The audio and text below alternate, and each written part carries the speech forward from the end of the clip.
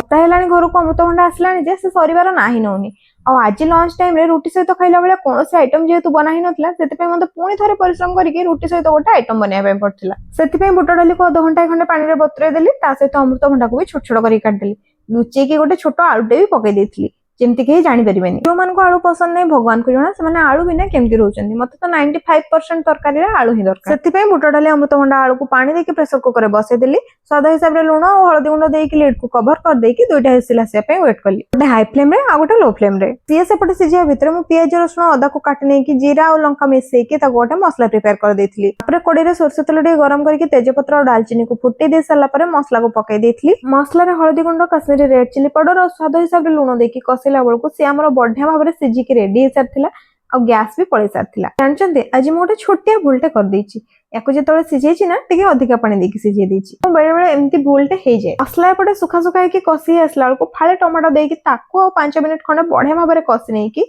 पकई देथिली सब सिझा होइतिबा डाली अमृतभंडा और आलू पानी टिके अधिका दे देथिली बोली हाई फ्लेम रे ताको टिके बढ़िया से फुटे नहीं गली आ एठी हमर तरकारी पूरा परफेक्टली रेडी आस्तिला टिके गरम मसला सहित धनिया पत्र टिके देके रेडी कर नेथिली हमर बुट आलू अमृतभंडार तरकारी को बनै सला पर तो रुटी खाया पे इच्छा नथला सेति पूरी दिखंड बनै देथिली आ मुढी टिके भी नहीं कि तरकारी सहित खिया हेतला।